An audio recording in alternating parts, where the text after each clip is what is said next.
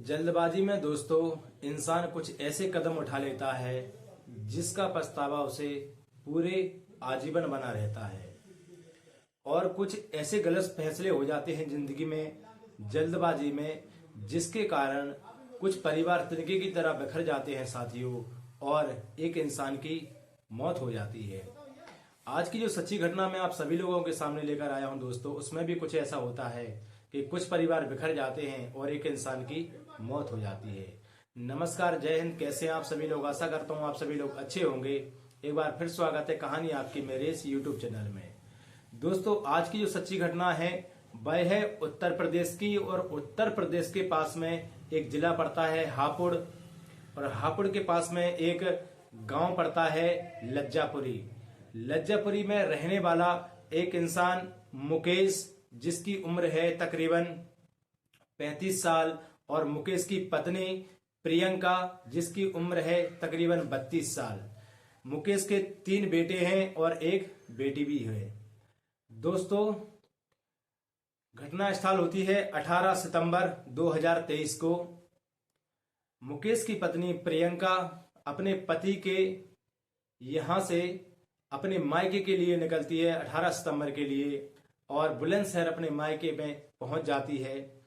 तभी वो शाम को अपने मायके यहाँ पहुंचकर अपने पति मुकेश के नंबर पर कॉल करती है, तो मुकेश का नंबर स्विच ऑफ जाता है।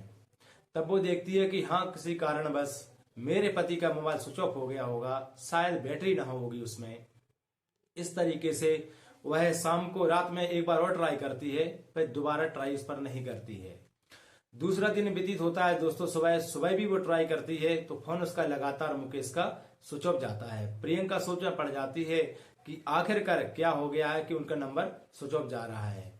1 दिन हो गया, 2 दिन हो गया, तीसरे दिन की बात है 21 सितंबर 2023 को, जब उसका मोबाइल नंबर स्विच ऑफ लगातार जा रहा था दोस्तों, तो मुकेश की पत्नी प्रियंका अपने मायके बुलंदशहर से हापुड़ अपने पति के यहाँ पर वापस आ जाती है, और वो देखती है कि आखिरकार पति का मोबाइल नंबर स्विच ऑफ क्यों जा रहा है। दोस्तों, जैसे ही वो सुबह 10 बजे के करीब 21 सितंबर 2023 को अपने घर के दरवाजे पर पहुंचती है और देखती है कि आखिरकार मुकेश सुबह कहाँ चला गया है, कि बाहर से कुंडी लगाकर चला गया है। वो बाहर की कुंडली खोलती है और अंदर जाती है अपने मकान के अंदर, और जैसे ही अपने बेडरूम का दरवाजा खोलती है तो मुंह बंद करके बड़ी तेज तरीके से प्रियंका चिल्लाने लग जाती है। दोस्तों, वह देखती है कि मुकेश बेड के नीचे पड़ा हुआ है और चारों तरफ खून बिखरा पड़ा हुआ है, और मुकेश की शरीर पर कोई कपड़ा नहीं था, ओनली अंडरवियर पहने हुए था मुकेश। इसी के साथ दोस्तों, जब वो जोर जोर से चिल्लाने लगती है तो उसके मोहल्ले पड़ोस के जो लोग बाग रहते हैं वो सभी वहां पर आकर इकट्ठा हो जाते हैं। तभी नजदीकी पुलिस थाने में कॉल किया जाता है। पुलिस भी आनन फानन में घटना स्थल पर पहुंचती है और डेड बॉडी का जायजा करती है, तो उसमें देखा जाता है कि आसपास कोई धारदार हथियार तो नहीं है, पर वहां पर एक रोटी बनाने वाला तवा पड़ा हुआ था दोस्तों। उसे तवे से लगातार वार करने के कारण घटना स्थल पर ही मुकेश की मौत हो जाती है। दोस्तों, पुलिस वालों को कुछ ज्यादा सुराग नहीं मिलते हैं। पुलिस वाले इसी के साथ में उस डेड बॉडी को लेते हैं और पोस्टमार्टम के लिए भेज देते हैं। तभी दोस्तों, पुलिस वाले उसकी मुकेश की पत्नी प्रियंका से पूछते हैं कि आखिरकार मुकेश की हत्या क्यों हुई है, क्या इसके बारे में तुम्हें कोई जानकारी है, क्या तुम्हें किसी के ऊपर शक है।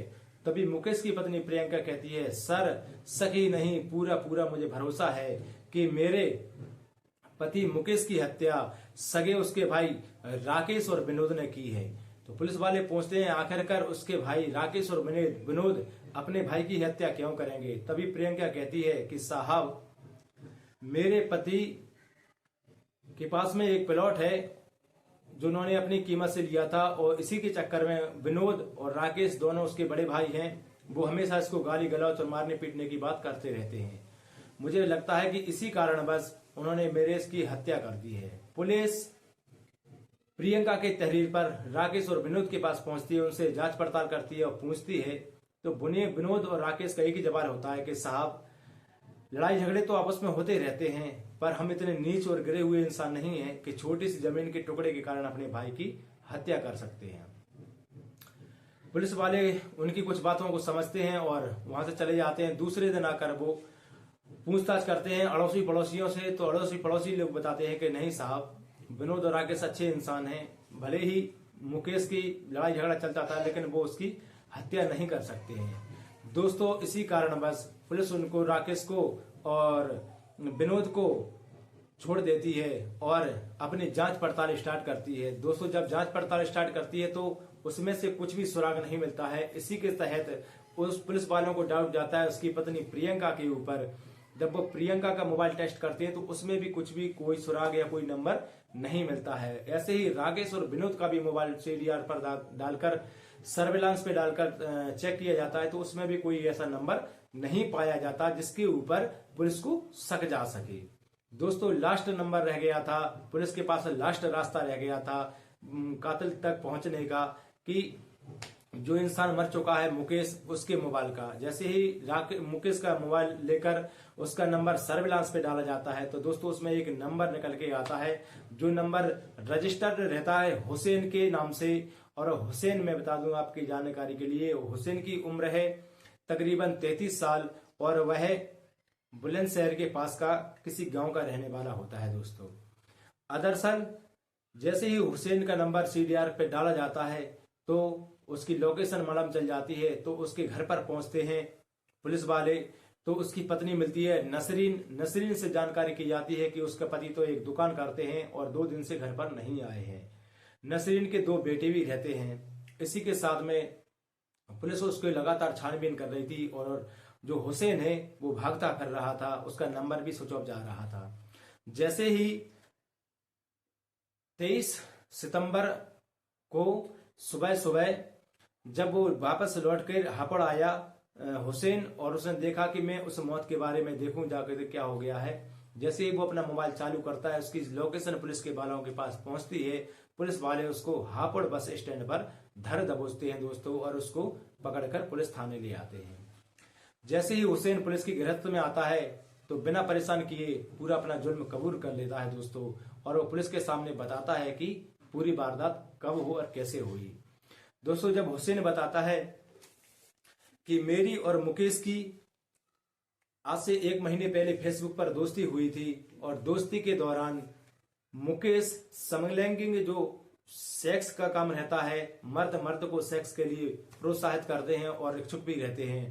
तो मुकेश को मालूम चला कि हुसैन भी इसी तरीके का इंसान है और हुसैन को भी लगा कि ऐसे तरीके का इंसान है जो कि पुरुष के साथ सेक्स करना चाहता है। दोस्तों मुकेश की और हुसैन की जब बात होते होते 1 महीना व्यतीत हो जाता है और दोनों को कभी मिलने का मौका नहीं मिलता है। तभी 18 सितंबर 2023 को उसकी पत्नी प्रियंका अपने बच्चों के साथ बुलंदशहर मायके जाती है। तभी फोन कर मुकेश कहता है कि आज हमें मिलने का अच्छा मौका है और तुम मेरे घर पर आ सकते हो। तभी हुसैन कुछ बहाना बनाता है दोस्तों, पर वो कहता है कि देख लो आज का मौका है, नहीं फिर आगे चल के मौका नहीं मिल पाएगा। उसकी बात मानता है हुसैन भी अपनी शाम को दुकान बंद करके हापुड़ बस स्टैंड पहुंच जाता है। बस से बुलंदशहर से बस में बैठकर हापुड़ के लिए निकल आता है और इधर मुकेश भी अपनी पत्नी को 18 सितंबर के दिन बुलंदशहर की बस में बैठाकर हापुड़ बस स्टैंड पर हुसैन का इंतजार करने लगता है। जैसे ही हुसैन लौटकर हुसैन बस से नीचे उतरता है हापुड़ बस स्टैंड पर, दोस्तों मुकेश उसको लेकर एक कलारी पर पहुंचता है और उसके साथ में दारू की बोतलें लेता है और अपने घर के लिए रवानगी पकड़ लेते हैं। जैसे ही रात के 7 बजे के करीब दोस्तों मुकेश और हुसैन मुकेश के घर पर पहुंचते हैं और उसकी पत्नी तो पहले ही वहां पर जा चुकी थी अपने मायके। इसी के साथ दोस्तों जब वो दूसरे को दारू पिलाते हैं, बहुत ज्यादा दारू पीते हैं और दारू पीने के बाद वो एक दूसरे के साथ सेक्स करने के लिए जब रेडी होते हैं तो मुकेश उससे कहता है कि मैं तुम्हारे हाथ पैर बांध कर सेक्स करना पसंद करूंगा। तो पहले हुसैन कहता है कि नहीं मैं तुम्हारे साथ करूंगा। तब दोस्तों जब हुसैन के हाथ पैर बांध दिए मुकेश ने और उसके साथ सेक्स करने के लिए लग जाता है तो इतनी बुरी तरीके से सेक्स करता है कि हुसैन चिल्लाने लगता है, चीखने लगता है, लेकिन मुकेश अंधा हो चुका था सेक्स में इस तरीके से कि उसे हुसैन की चीख भी उसको सुनाई नहीं दे रही थी। इसी के साथ दोस्तों जब हुसैन ने मन में ठान लिया कि अब मैं इसका सबक सिखाकर रहूंगा, जैसे ही उसका काम पूरा हो जाता है मुकेश का, तो अब नंबर आता है हुसैन का। हुसैन भी इसी तरीके से उसके हाथ और पैर बांध देता है और सेक्स करने के लिए तैयार होता है दोस्तों। तो वो भी चीखने और चिल्लाने लगता है मुकेश। तभी हुसैन उसके मुंह में एक कपड़ा ठूस देता है और पानी पीने के बहाने किचन में जाता है तो वहां देखता है कि उसको कोई हथियार नहीं मिलता है। इसी के साथ में दोस्तों वहां पर एक रोटी बनाने का तवा पड़ा हुआ था। वो लगातार उस तवे का वार करता है मुकेश के ऊपर और मुकेश की घटना स्थल पर ही मौत हो जाती है। इसी के साथ वो कहता है कि सर मैं वहां पर रात में निकलने के लिए मुझे गाड़ी नहीं मिलती, इसलिए मैं वहीं पर बैठा रहा और इंतजार करता रहा। इसी के साथ मैंने रात में वहां पर चाय भी बनाकर पी और अपने कपड़े भी साफ किए और कपड़े पहनकर मैं सुबह 4 बजे के करीब वहां से निकल आया और अपने घर के लिए निकल आया। लेकिन मैंने सोचा कि कहीं मुझे पुलिस पकड़ लेगी, इस कारण से मैं इधर उधर भागता रहा। और जैसे ही 23 सितंबर 2023 को उसने मोबाइल ऑन करके हापुड़ पर आकर जानकारी प्राप्त करने की कोशिश की तो पुलिस को लोकेशन के द्वारा मालूम चल जाता है और पुलिस उसको अरेस्ट कर लेती है। इसी के साथ दोस्तों निचली अदालत में उसको पेश किया जाता है तो निचली अदालत द्वारा उसको आजीवन कारावास की सजा सुना दी जाती है। इस सच्ची घटनाक्रम को सुनाने का मेरा उद्देश्य किसी को ठेस पहुंचाने या परेशान करना नहीं है दोस्तों, बल्कि आपको सचेत करना और जागरूक करना है कि इंसान को जल्दबाजी में ऐसे फैसला नहीं लेना चाहिए, नहीं तो आपका जीवन बर्बाद हो सकता है। ठीक है दोस्तों, मैं फिर मिलूंगा एक नई क्राइम की घटना वीडियो के साथ में। जब तक के लिए मुझे विदा दीजिए और ढेर सारा अपना प्यार देते रहना वीडियो पर। जय हिंद, वंदे मातरम, भारत माता की जय।